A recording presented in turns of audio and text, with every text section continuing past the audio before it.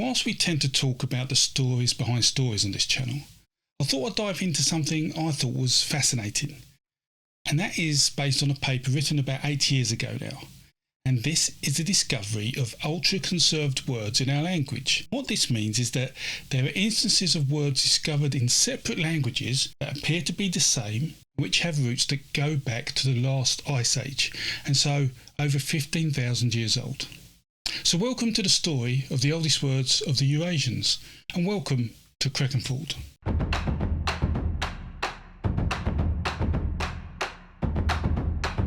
Language changes over time due to influence such as migrations, war, or the coming together of cultures, and as such, the more that time goes on, the more language changes, and therefore the more difficult it is to trace a path back to our oldest languages and our oldest words.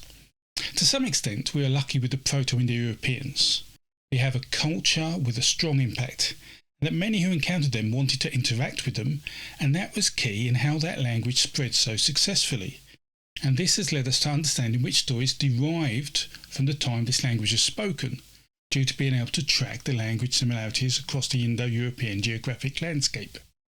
However, going back in time to before the Proto-Indo-Europeans is incredibly challenging, as language and words older than 5,000 to 9,000 years old are very difficult to identify due to all the influences. Though this hasn't stopped some researchers trying to understand if there was a common language before the Proto-Indo-Europeans. And this research into whether there was an older language was approached using math, or more precisely statistics with quantitative modelling, which in brief is a method that allows us to understand whether a difference between two things is significant. So in very simplified terms, for this research, they want to know are two words statistically similar or not. And if this modelling is applied to some ultra-conserved words, which simply put are words with common properties between two different sources, then it may show that this commonality is actually the result of a deeper relationship between the words, in effect that they have a common ancestor from before the Proto-Indo-European language. So why do this? Why do researchers think that there was a common ancestor language of the Proto-Indo-Europeans? Most language evolution theory is based on cognate words, so words that show a structural evolution into other words through consistent adaptations by culture or region. But some cognates and their evolution can suffer from phonetic erosion, such that over a period of time, let's say not to 9,000 years, that needs to be considered, as that erosion can change words completely. And this makes the statistical verification of changes from a cognate perspective really difficult to validate, as the results would show the probability of a change through cognate evolution to be no better than the chance of a change through luck or randomness, and this is especially so if the word is over 9,000 years old.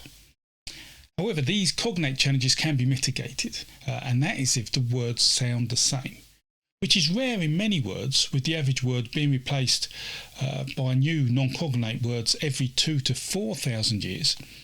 But in some words, such as numerals, pronouns and some adverbs, they're actually replaced more slowly because they are used far more frequently. And therefore, those sorts of words may only change once every 10 to 20,000 years. Well, that was the hope of the research. Now, the advantage of these types of words is that they can be predicted independent of their sound, and this is by using the frequency of a word and how it is used in everyday speech in the Indo-European languages, along with its part in a sentence construction.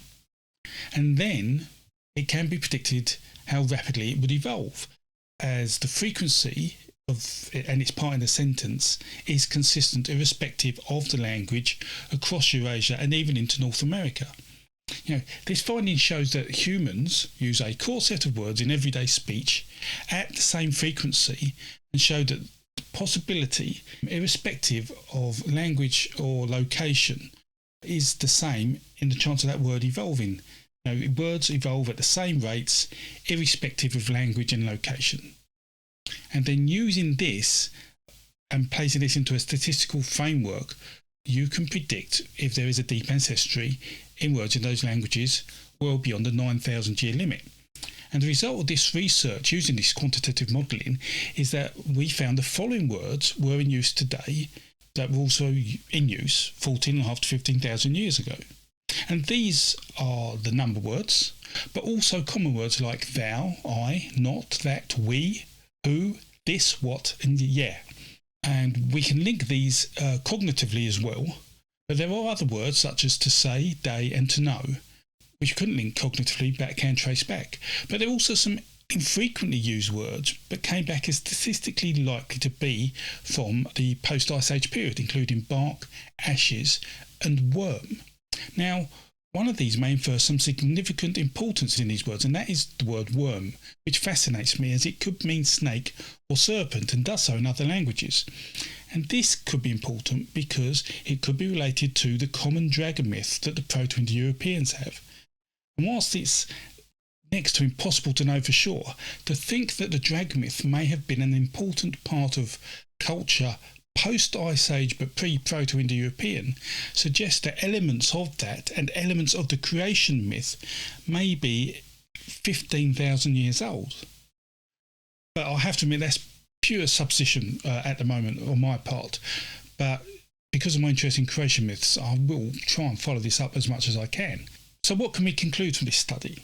Well, the fact is, it does seem probable that words in use today have originated from post-Ice Age language on the Eurasian continent. But where?